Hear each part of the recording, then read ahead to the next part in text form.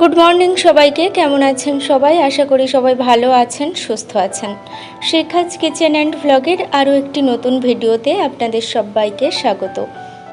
পুজোর আর মাত্র একটা দিন, তো আশা করি সবার নতুন ড্রেস কেনা কমপ্লিট। সকালবেলা উঠে সমস্ত বাসি কাজকর্ম সব কিছু সেরে নিচ্ছি।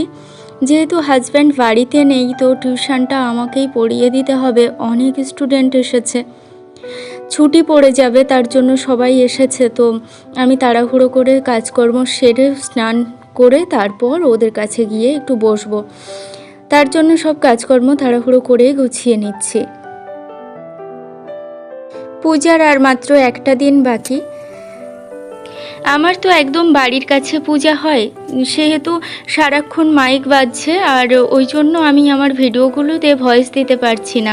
একজন আমাকে কমেন্ট করেছে, দিদি ভাই তোমার ভিডিও দেখতে খুব ভালো লাগে, কিন্তু তোমার ভিডিও অনেক দিন পাচ্ছি না কেন? তো এই কারণেই পাচ্ছ না, জানো তো বলেই দিলাম কেন পাচ্ছ না। আর আমি আগেও বলেছি যে আমার চোখের খুব প্রবলেম হচ্ছে কয়েকদিন, তো ডাক্তার দেখিয়ে এসেছি। আমাকে ড্রপ দিয়েছে, ড্রপটা 3 মাস ব্যবহার করতে বলেছে। তো ড্রপটা দেওয়ার যেহেতু কেউ নেই, তো আমি একাই দিয়ে নেব।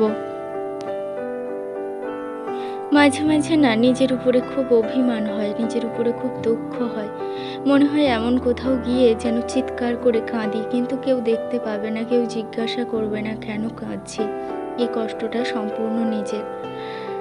জীবনটা অন্যরকম হতে পারতো, কিন্তু হয়নি। যা হোক, তিলে তিলে সব কিছু যেন কেমন যেন শেষ হয়ে যাচ্ছে বিয়ের পর থেকে। জীবনে ওঠা পড়া থাকে, তো কেউ বলতে পারবে না আমি সারা জীবন সুখে আছি বা সারা জীবন দুঃখে আছি। তো আশা করি খারাপ সময় একদিন কেটে যাবে। এখন আর কারোর কাছে কিছু আশা করি না, কারোর কাছে ভালো ব্যবহারটুকুও আশা করি না।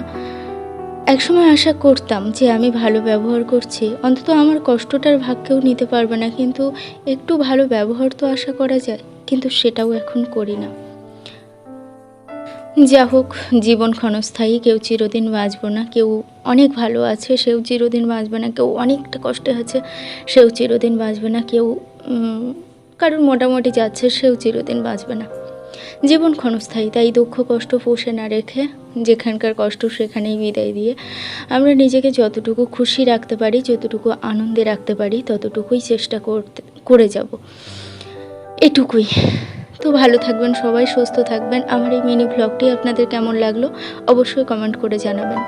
ধন্যবাদ সবাইকে।